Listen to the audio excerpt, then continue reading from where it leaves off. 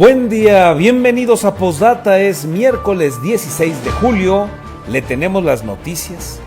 Por segunda ocasión en su mandato, el gobernador Alfredo Ramírez Bedoya nombró a Elías Ibarra Torres como secretario de Salud de su administración, donde sustituye a Lázaro Cortés Rangel, quien tenía año y 4 meses en el cargo.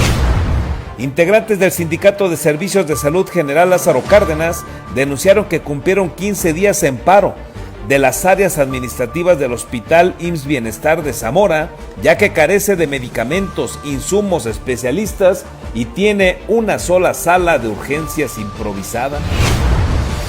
Al corte de este martes 15 de julio, el periódico oficial de Michoacán no ha publicado un acuerdo o decreto por el que el gobernador Alfredo Ramírez Bedoya haya designado notario público al fiscal Adrián López Solís. El dirigente del PRI, Guillermo Valencia Reyes, solicitó de nuevo licencia para separarse de la Diputación a fin de evaluar si se registra como candidato a fiscal de Michoacán, mientras que el verde ecologista Juan Antonio Magaña de la Mora rechazó tener interés en el cargo. Comisiones Unidas de Dictamen acordaron la terna que propondrán al Pleno para el nombramiento del nuevo titular de la Comisión Estatal de Derechos Humanos, luego de que una de las aspirantes se desistió del amparo contra la convocatoria. En medio de polémica y descalificaciones por las posturas encontradas en torno al señalamiento de que es tiempo de mujeres, cerró el Congreso local el primer periodo legislativo de trabajo.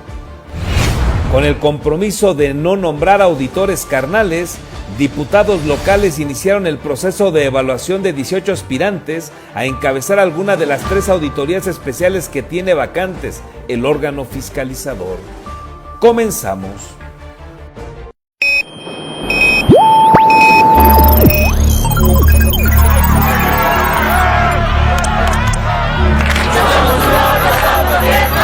America will again. ¡Alerta!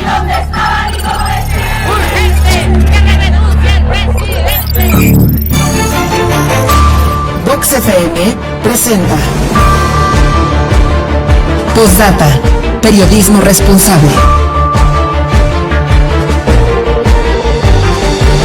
Postdata con Carlos Monge. Comenzamos.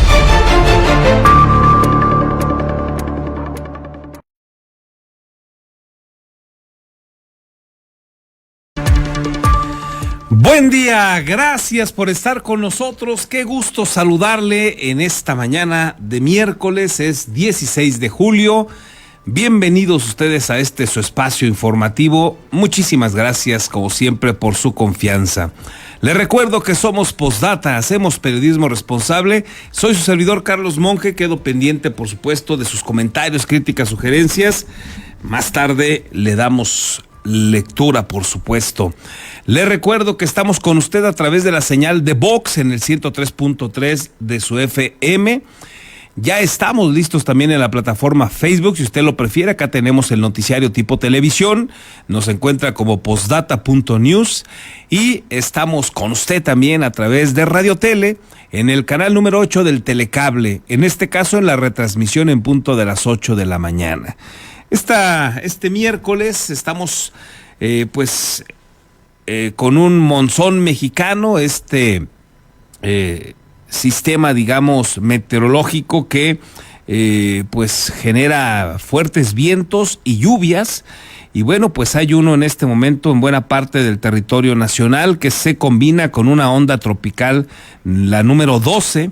Y esto, bueno, pues está generando cierta inestabilidad en el clima y está el pronóstico meteorológico informándonos que habrá lluvias intensas, sobre todo en Jalisco, Colima y Michoacán, para que usted lo tenga en cuenta. En este momento en Morelia estamos arrancando a 14 grados y se presume que será un día preponderantemente nublado y hay posibilidad de lluvia, sobre todo por la tarde y la noche, para que usted lo tenga en cuenta. 14 grados en este momento.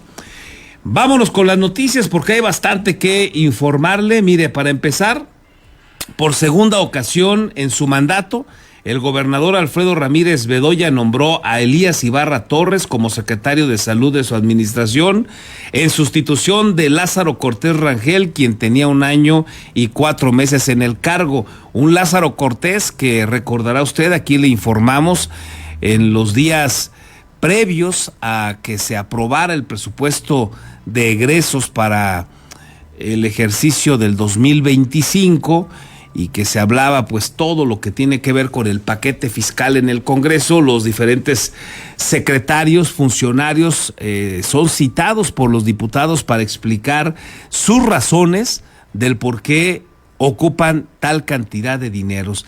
Y en esa reunión, aquí le presentamos la nota informativa, Lázaro Cortés Rangel se quejó amargamente de la crisis que padece el sector salud en Michoacán. Fue enérgico en criticar el IMSS Bienestar, dijo que hay una cantidad de dudas, que de nada se habla en concreto. Habló de la falta de medicamentos, de médicos, de enfermeros, enfermeras, en fin, hizo una enorme queja de cómo está el sistema de salud. Yo en aquellos días le decía que si tuviera dignidad un médico como Lázaro Cortés, pues si no le dan lo que está pidiendo para que haya medicamentos, enfermeras, enfermeros, doctores y doctoras, pues simple y sencillamente no hay nada que hacer ahí. Así como él se lo planteó a los diputados, pero Lázaro Cortés pues defraudó a todo el mundo, y después de esa crítica y ante una evidente ausencia de hacerse valer, pues finalmente se quedó en la secretaría. Y ahí duró hasta ahora, que el gobernador lo ha destituido. En un comunicado, el mandatario pues oficializó el arribo de Elías Ibarra Torres, destacó que se ha desempeñado en forma extraordinaria y comprometida en la función pública, por lo que confió que continuará atendiendo las necesidades de la población michoacana en materia de salud. Ibarra Torres es médico cirujano y partero, egresado de la Facultad de Ciencias Médicas y Biológicas de la Universidad Michoacana de San Nicolás de Hidalgo. Cuenta con la especialidad en pediatría médica, cursada en la Universidad del Ejército y Fuerza Aérea en la Escuela Militar de Graduados de Sanidad en el Hospital Central Militar, así como con un diplomado en alta dirección de servicios de salud realizado en la Facultad de Contaduría y Ciencias Administrativas de la Universidad Michoacana. Durante la administración de Ramírez Bedoya, Ibarra Torres fue designado también al inicio como secretario de Salud en septiembre de 2021, luego se desempeñó como director general de los servicios de salud en el estado. En octubre del 2023 asumió el cargo de secretario de gobierno, y en julio de este 2024 pues fue nombrado como coordinador general. En octubre de 2023 asumió como secretario de gobierno, luego en julio, hace un año, en julio del 24 fue nombrado coordinador general del gabinete del despacho del gobernador. Ahí pues duró prácticamente un año, y en 2012 no se olvide usted que fue electo también como diputado local para la 67 legislatura, donde presidió la Comisión de Salud, y en 2015 pues fue presidente municipal de su natal Huetamo. También Elías Ibarra Torres fue el secretario de Salud en el gobierno de Silvano Aureoles Conejo.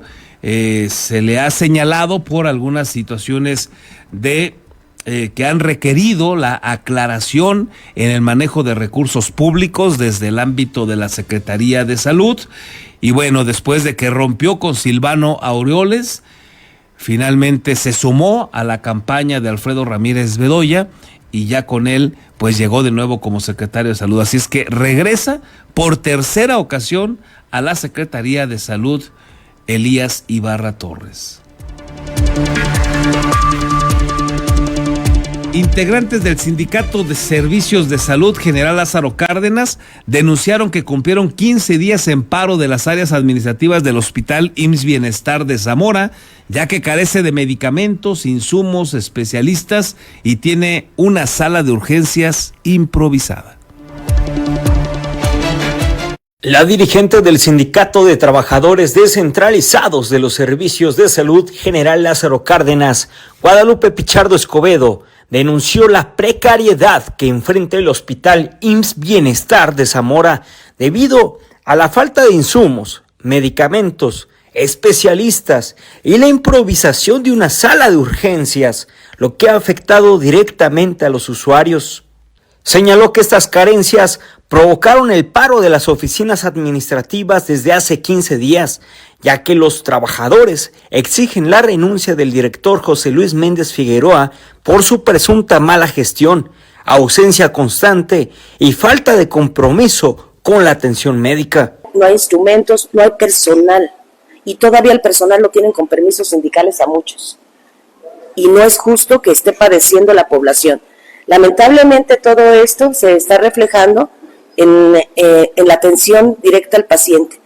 Estamos en una crisis de salud pública, pero no tenemos un gobierno que esté preocupando de los enfermos.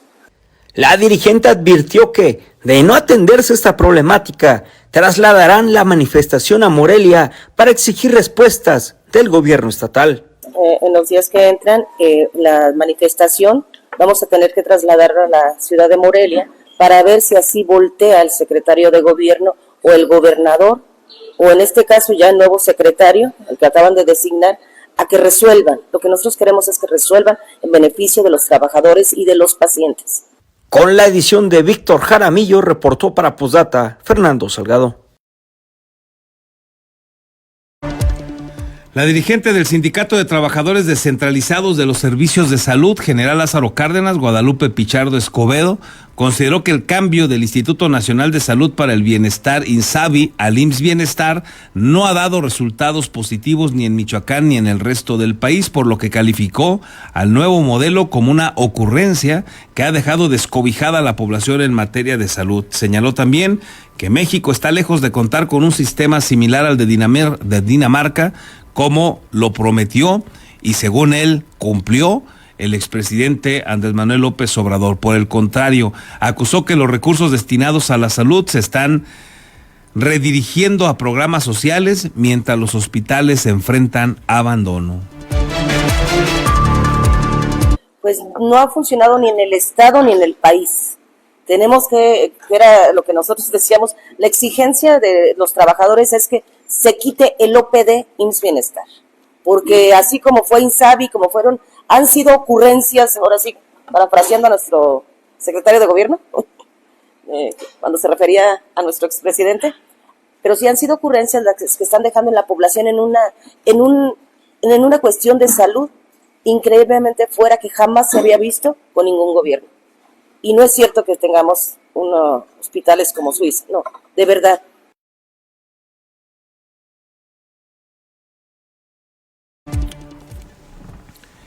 Bueno, pues ahí lo que opina esta dirigente sindical sobre el esquema de salud que se tiene, lo señala pues deficiente, no hace falta que nadie lo diga, me parece que todos lo tenemos claro.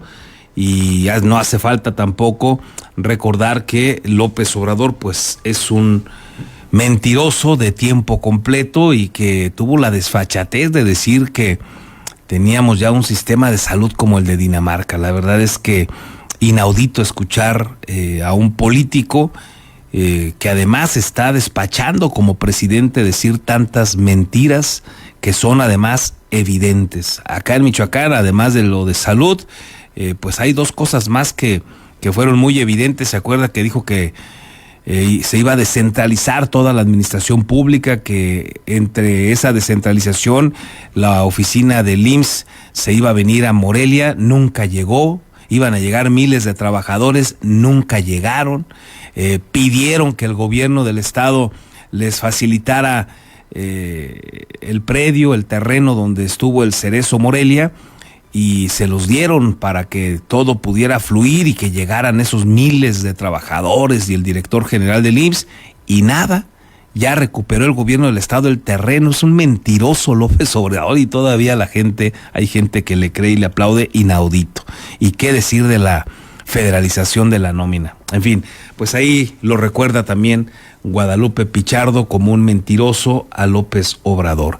Y en otros asuntos, mire, al corte de ayer 15 de julio, el periódico oficial de Michoacán no ha publicado un acuerdo o decreto en el que el gobernador Alfredo Ramírez Bedoya haya designado como notario al todavía fiscal Adrián López Solís. Yo le he dicho que ese documento que circuló, que ayer platicábamos aquí con usted, pues no tiene mayor certeza y se haya dado ya como un hecho, y a la hora que se visita, en el caso de nosotros ayer, estuvo ahí en las oficinas del periódico oficial Vero García, pues para, como cualquier ciudadano, llegar y decirle, oiga, véndame el periódico oficial del 8 de julio. ¿Y qué cree que le dijeron? No, pues no existe, no hay periódico oficial del 8 de julio. Oye, pero aquí está, mira esta carátula que se está difundiendo, esta portada, digamos, del periódico, que le tomaron una foto y dice, no, pues aquí no existe ni de manera impresa, ni siquiera en formato digital. Aquí nos platica Vero García lo que se encontró en el periódico oficial con este tema que ha sido controversial en los últimos días, porque se presume que Adrián López recibirá notarías, no una, se presume que cuando menos 3, y hay quien dice que 4 en las notas y en los comentarios que se han leído en internet, pero ahí en el periódico oficial los trabajadores, los que le atienden a usted para venderle el periódico, no tienen ni idea de la existencia de uno fechado el 8 de julio. Hasta este martes 15 de julio del 2025, en el periódico oficial del Estado de Michoacán no se ha publicado ningún acuerdo o decreto mediante el cual el gobernador Alfredo Ramírez Bedoya designe notario público al fiscal Adrián López Solís, según constató Postdata.news, en las instalaciones del medio oficial para adquirir el ejemplar correspondiente. El personal de atención al público y de archivo de esta instancia señaló que no se les ha hecho llegar esta información o alguna similar para publicarla próximamente. De hecho, al mostrarle la presunta carátula de un periódico oficial de fecha 8 de julio del 2025, donde se habría dado legalidad a dicha designación, señalaron que no fue impreso en ese lugar, donde tampoco se ha emitido ningún ejemplar que oficialice la designación de Nicolás Maldonado Millán, actual fiscal coordinador, como notario número 6 con sede en Uruapan. El personal señaló que tampoco tienen en existencia material digital del periódico con la designación de la abogada Teresa Ruiz Valencia, ex esposa de López Solís, como notaria número 194 con sede en Zitácuaro. Luego de que en sus redes sociales el secretario de Gobierno Carlos Torres Piña difundió la entrega de nombramientos y toma de protesta a notarios adscritos y titulares, los trabajadores del periódico oficial del Estado señalaron que apenas están en revisión de la documentación que contemplan publicar el 14 y 30 del mes anterior, es decir, en junio. Explicaron que incluso 2 de esos notarios acudieron este martes en busca de adquirir el ejemplar correspondiente a su nombramiento, pero no lo encontraron, ya que aún se revisa la información y no se ha publicado. En las fotografías difundidas por Torres Piña se cuentan al menos 15 nombramientos. Sin embargo, de acuerdo a las publicaciones que se hicieron desde el 1 de enero de este año, solo había 2 vacantes y ambas por fallecimiento. La del notario número 6 de Uruapan, David Gálvez Hernández, que fue notificada el 6 de marzo, y la del notario 68 con residencia en Tlalpujahua, Salvador Gutiérrez Pureco, notificada el 11 de junio pasado. El resto de la información relativa a notarios se refiere a un cambio de domicilio, el del notario 195, Luis Alberto Montaño García, que cambió de Tuxpan a La Piedad. 3 licencias, la de Óscar Celis Silva y Alejandro Méndez López por 1 año, así como Eduardo Torres por 6 meses. También se oficializaron los ceses de 3 notarios titulares, cuyos cargos asumieron los adscritos. Ernesto Contreras Reyes, quien renunció a la número 83 y dejó a su hija Cintia Contreras Correa. Salvador Castillo Núñez renunció a la 137, cargo que asumió su hijo, Ignis Salvador Castillo Correa. Fernando Orihuela Carmona renunció a la notaría 134, que asumió su hijo, Fernando Orihuela Estefan. En la revisión día por día de todas las publicaciones hechas en el periódico oficial, no se encontraron las convocatorias que deben publicarse para que los interesados acudan a realizar el examen de conocimientos. Tampoco existen publicaciones sobre los resultados como establece la ley del notariado.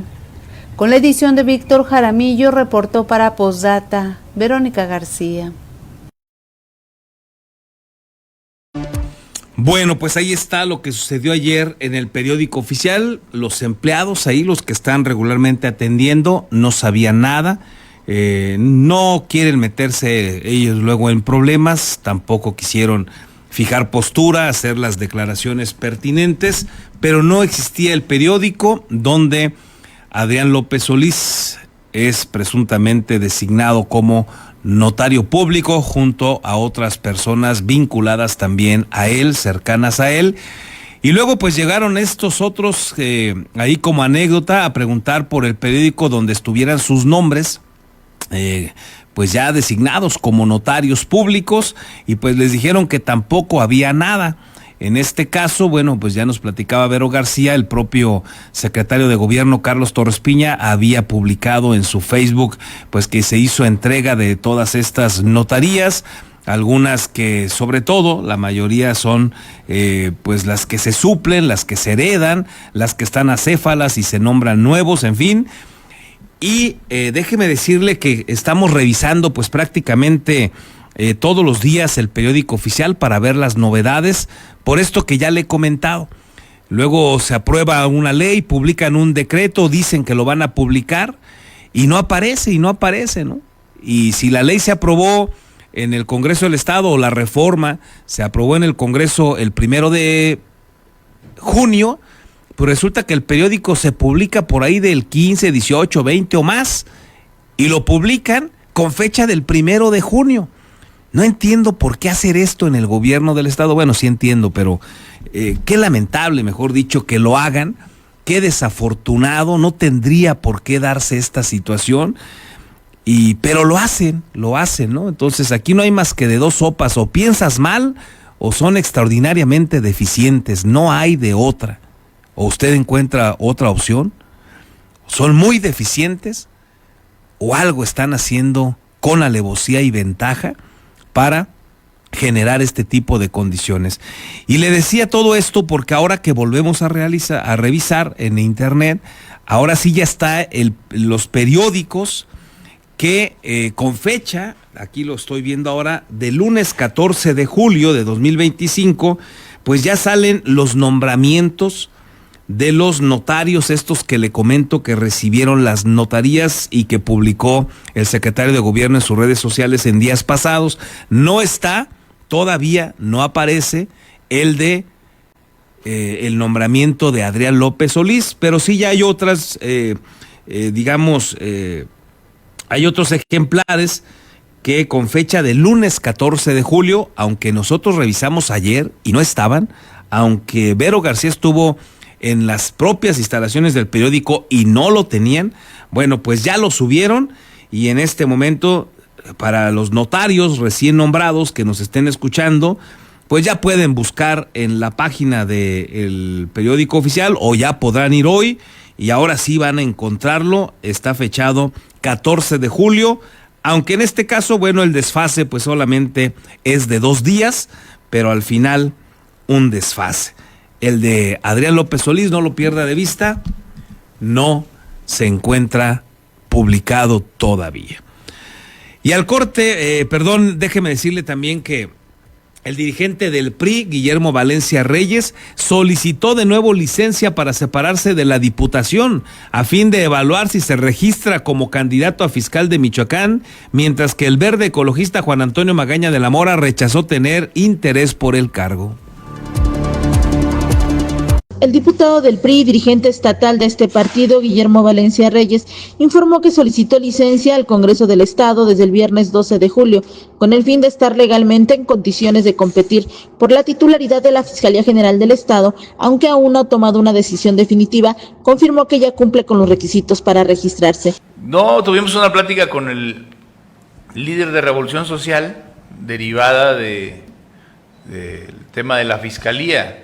Yo solicité licencia desde el viernes al Congreso del Estado. De hecho, hoy no estoy en la sesión.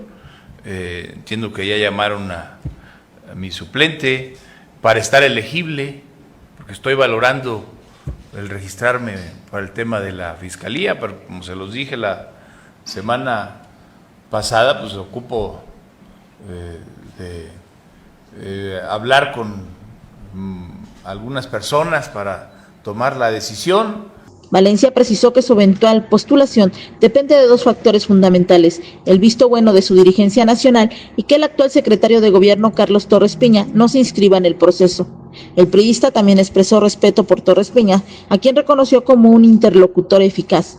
Agregó que ha estado dialogando con integrantes de Revolución Social y con otros compañeros del PRI para tomar una decisión a más tardar este miércoles, un día antes del cierre del registro. Finalmente mencionó que no asistió a la sesión legislativa de este martes, donde pretendía presentar una iniciativa para eliminar el ejercicio de micrófono abierto en el Congreso, al que calificó como ilegal. Reportó para Postdata América Juárez Navarro.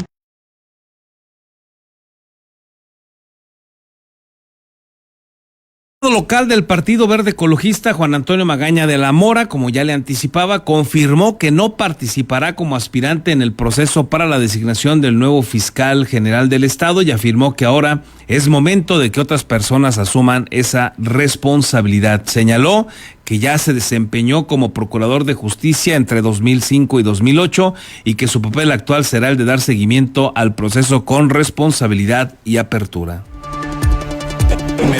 Merecen también otras personas tener o asumir esa responsabilidad. Yo estaré atento para darle seguimiento también al proceso para que podamos ir acompañando este procedimiento. Y yo definitivamente creo que yo ya hice lo que tenía que hacer en su momento. Mientras tanto, el Partido Acción Nacional en Michoacán advirtió que sancionará a cualquier diputada o diputado que no acate la decisión colectiva del partido respecto a quién respaldarán como próximo titular de la Fiscalía General del Estado. El dirigente del PAN, Carlos Quintana, aseguró que aún no hay una definición, pero será tomada en conjunto. No se equivoquen, dijo, no hemos tomado una decisión y la decisión la tomaremos todos. Y diputada o diputado que no acate la decisión, procederemos conforme a nuestros estatutos y reglamentos, advirtió. Aunque evitó posicionarse sobre la posible postulación de Carlos Torres Piña, actual secretario de Gobierno, Quintana Martínez indicó que primero se revisarán los perfiles registrados antes de tomar postura. Acción Nacional es un partido de perfiles que vamos a revisar muy a fondo cada uno de los perfiles para poder tomar la mejor decisión. Y esto lo platicaremos muy a fondo y que al menos Acción Nacional lo ha definido, y que no se equivoquen. Yo les digo, no se equivoquen, no hemos tomado una decisión y la decisión la tomaremos todos. Y diputada o diputado que no acate la decisión, procederemos conforme a nuestros estatutos y reglamentos.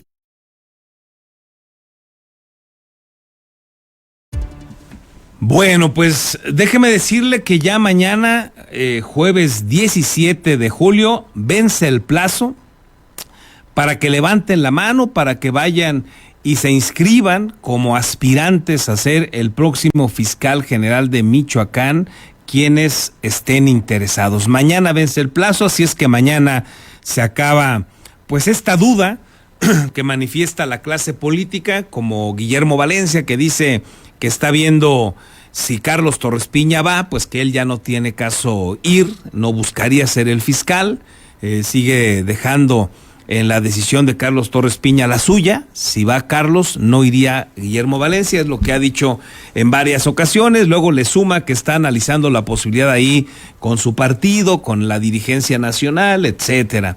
Por lo pronto dejó la diputación momentáneamente para analizar el tema, según lo manifestado hace unos instantes.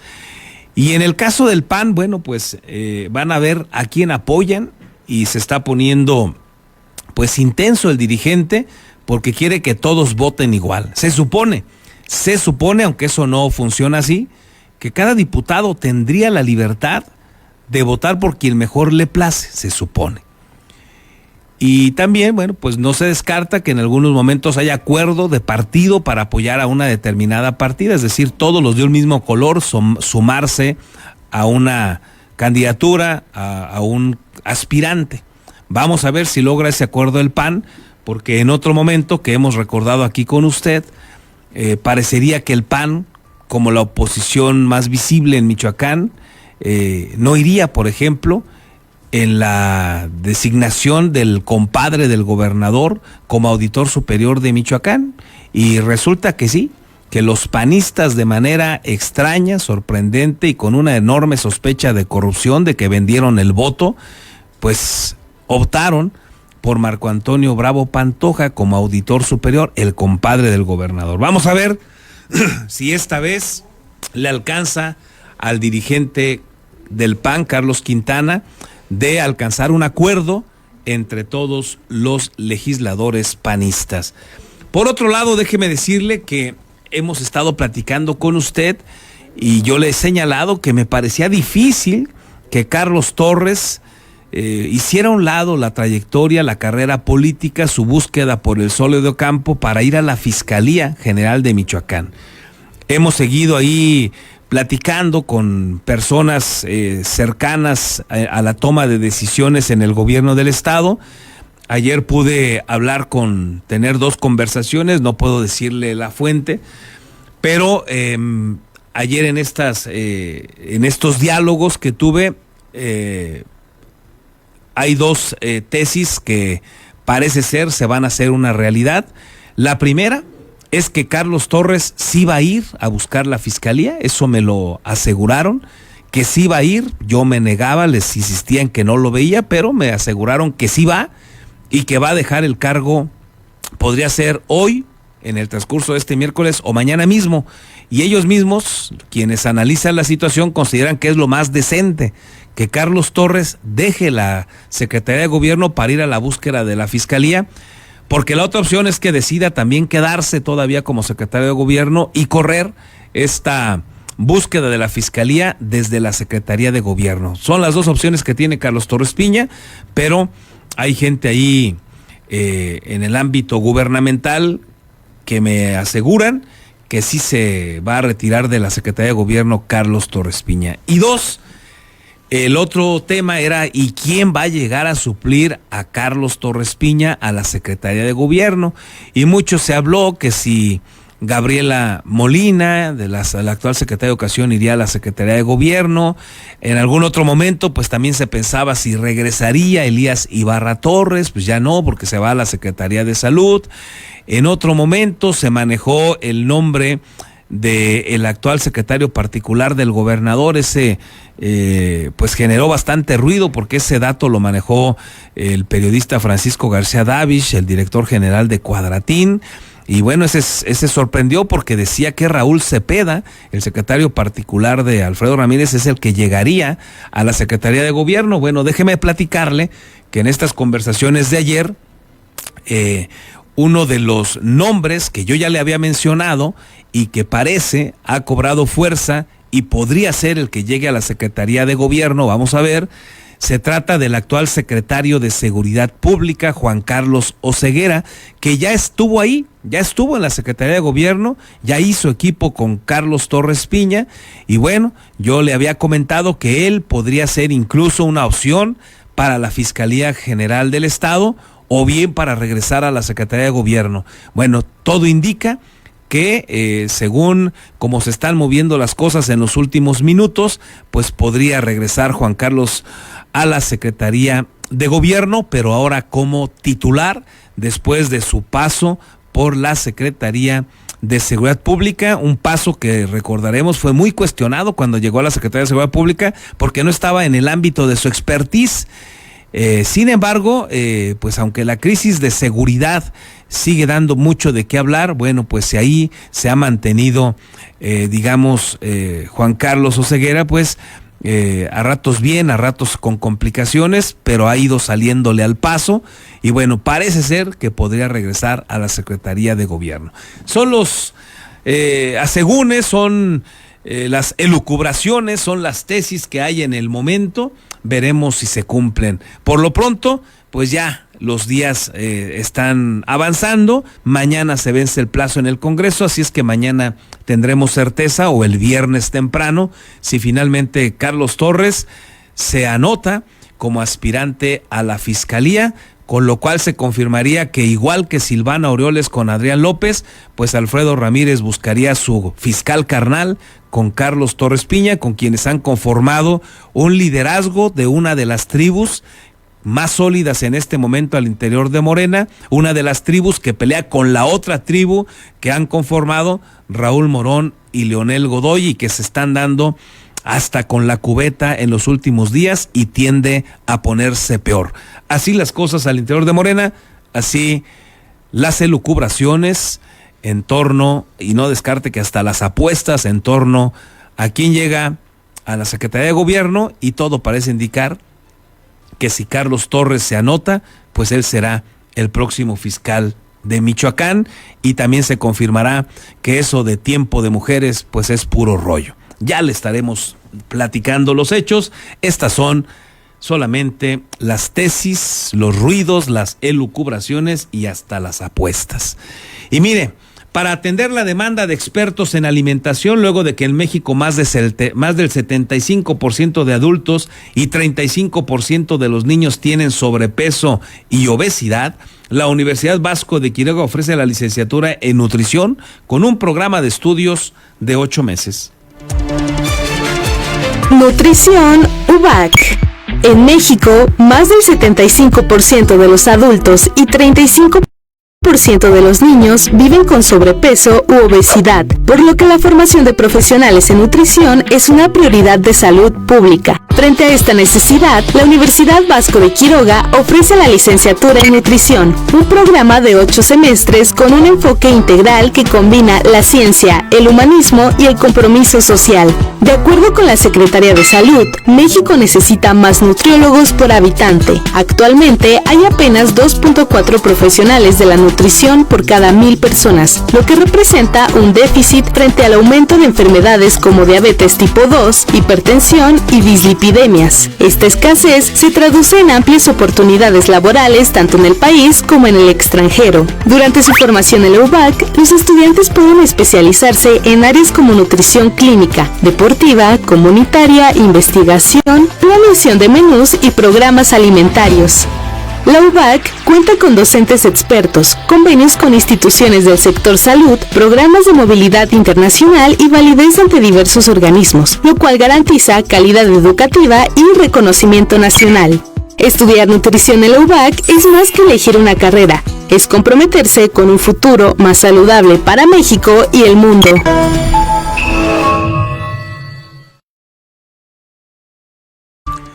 Ayer también Comisiones Unidas de Dictamen acordaron la terna que van a proponer al Pleno Legislativo para nombrar al nuevo o la nueva titular de la Comisión Estatal de los Derechos Humanos, luego de que una de las aspirantes se desistió del amparo contra la convocatoria. Así es que se desistió del amparo, ya no quedó ella tampoco en esa terna, y son 2 mujeres y un hombre los que quedaron en la terna para ser el próximo presidente o presidenta de la Comisión Estatal de Derechos Humanos.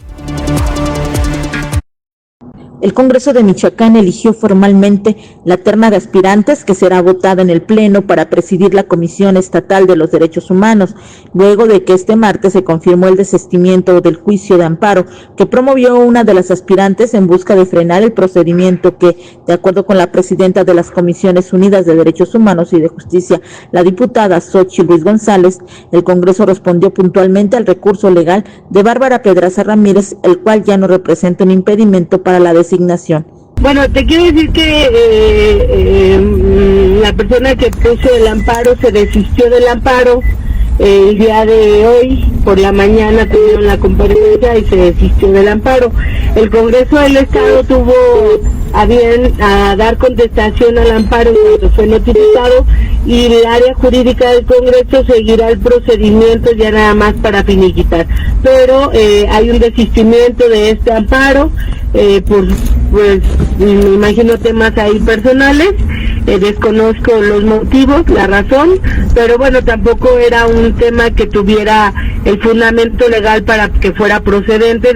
La terna final propuesta por las comisiones unidas e integrada este mismo día está conformada por Angélica María Aguilar García, Gabriela García de León Monter y Josué Alfonso Mejía Pineda. Según el dictamen, la selección se realizó tras un análisis minucioso de proyectos de trabajo, comparecencias, expedientes y experiencia acreditada de las y los aspirantes. Se valoraron aspectos como la preparación académica, trayectoria profesional, experiencia en derechos humanos, así como el cumplimiento de requisitos legales y la perspectiva de género. Realmente fue un análisis importante el que se hizo, y que hoy tengamos una terna comprendida por 2 mujeres, por un varón, y los 3 con gran perfil para poder encabezar la Comisión de Derechos Humanos. Segura estoy que ya llegará el mejor o la mejor perfil, de eso no tengan duda, el más preparado, la más preparada, y será quien le dé grandes resultados a todos los michoacanos para defender sus derechos. La diputada destacó que el proceso se condujo con estricto apego a los principios de legalidad, imparcialidad, objetividad, transparencia y participación ciudadana, y que la terna fue resultado de una convocatoria abierta, incluyente y con integración paritaria. Además, subrayó la necesidad de que quien encabece la comisión cuente con un liderazgo sólido, ético y profesional, con sensibilidad ante problemáticas como la violencia de género, la discriminación estructural, la atención a víctimas, pueblos indígenas, personas con discapacidad, población LGBTQ+, y sectores en situación de vulnerabilidad. Ruiz González precisó que el dictamen ya fue enviado a la Junta de Coordinación Política, quien definirá la fecha de la sesión extraordinaria para someter la terna a votación, por lo cual se espera ocurra más tardar el 30 de julio. Finalmente, la diputada confió en que llegará el mejor perfil con la preparación y compromiso para dar grandes resultados a las y los michoacanos en la defensa de sus derechos humanos.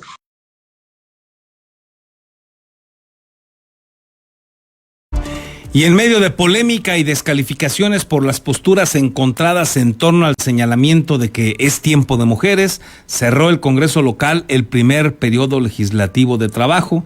La discusión inició cuando la coordinadora de los diputados de Morena, Fabiola Alanís Sámano, descalificó en tribuna los señalamientos del senador Raúl Morón, quien el fin de semana consideró que es una fijación mental de alguien que una mujer sea la candidata al gobierno estatal.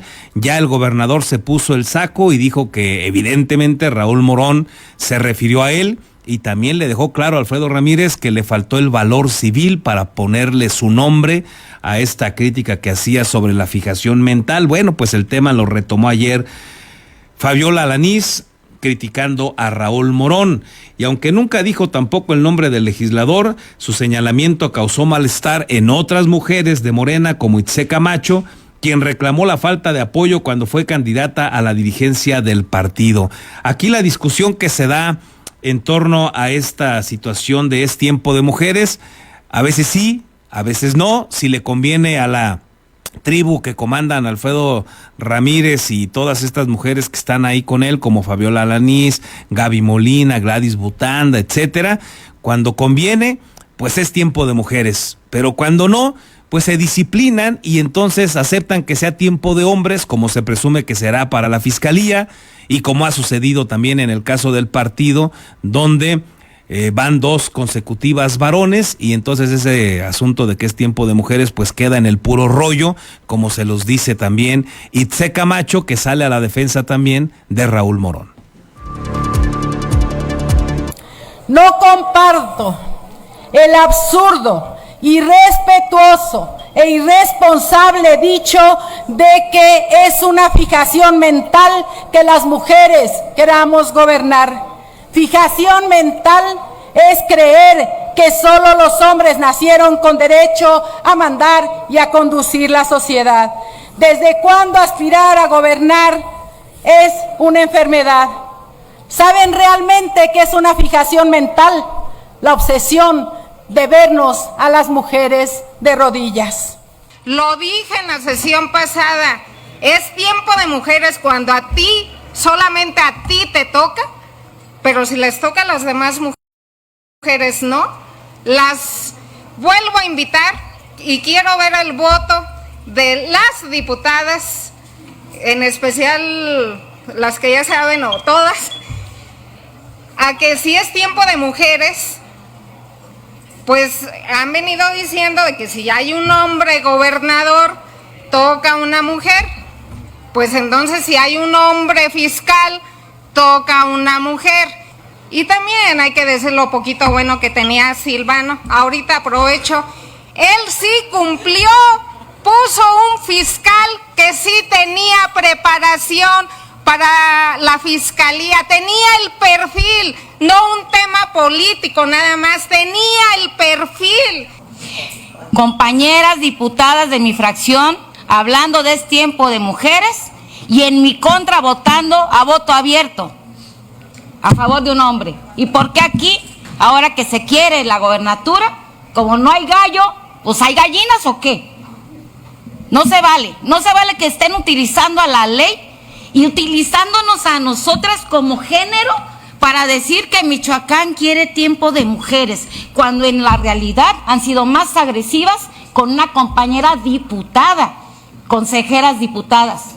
Lo que resulta tedioso es escuchar una y otra vez el discurso de es tiempo de mujeres, cuando en la práctica a muchas de nosotras se nos excluye.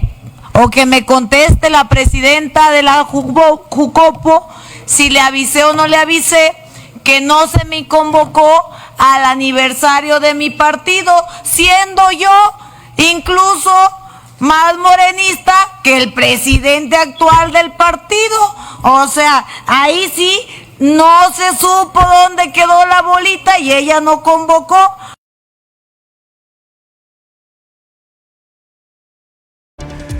Bueno, pues ahí lo que sucede con el tiempo de mujeres y con la disputa que se está dando con estas dos tribus, una que señala que es tiempo de mujeres, aunque en los hechos cuando les conviene nada más, y las otras que dicen, pues vamos a hacer el tiempo de mujeres, pero real, no nada más cuando les conviene, y si no, pues ya dejen su discursito, ¿no? Palabras más o menos ahí como esta Itze Camacho, que dice ni siquiera la convocaron a la celebración del 11º aniversario de Morena. Se van a dar con todo, de veras se lo digo, casi se lo garantizo. No se soportan estas dos tribus, no se toleran.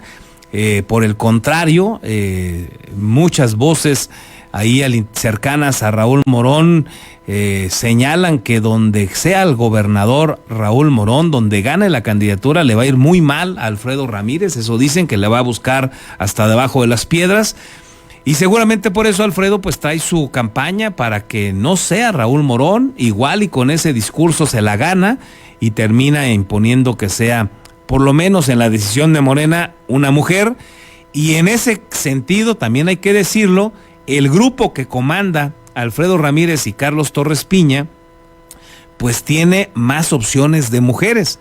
Ahí están la mayoría, ahí está Fabiola Alanís, ahí está Gabriela Molina, ahí está Gladys Butanda, por citar 3 ejemplos, y del otro lado con Raúl Morón, pues prácticamente nadie. La única podría ser Itze Camacho, no se ve alguna otra. Está también Celeste Asensio por el lado acá, no tan adentro, pero de todas maneras cargada al lado de Alfredo Ramírez. Así es que seguramente basado en estos datos, Alfredo Ramírez insistirá en que es tiempo de mujeres, con todas ellas ahí apoyando ese discurso. Veremos qué pasa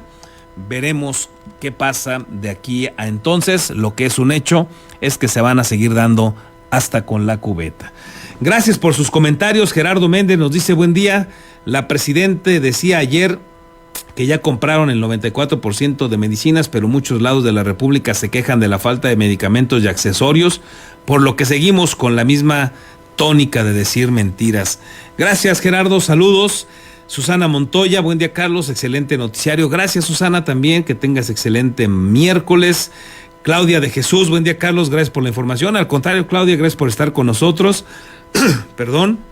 Melchor Ornella, buen día, Carlos, de amigos. El sector salud en Michoacán desde Silvano anda con serios cuestionamientos de malos manejos y hoy regresa por tercera ocasión. Elías Ibarra pregunta: ¿faltaría algo por acomodar? Gracias, Melchor. Lilia Rosales también nos deja saludos, nos desea excelente miércoles. Igual para ti, Lilia. Clau de Jesús nos vuelve a comentar, muy deficiente el servicio del IMSS. Lamentable, por ejemplo, en el caso de mi hijo fue tanta negligencia que ya nada más lo pensionaron del daño con el que quedó. Qué lamentable, Clau, muchas gracias por compartirlo. César Borgi nos deja también saludos. Buen día, Carlos. ¿Ese Memo Violencia peca de ingenuo o busca sacar raja política? Ahí nos deja esta pregunta y comenta: todos sabemos que no será él el elegido a la fiscalía, que será un incondicional de Bedoya.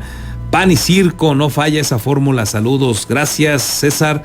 Alfonso Andrade: el bravucón de Memo Violencia será Chapulín próxima elección.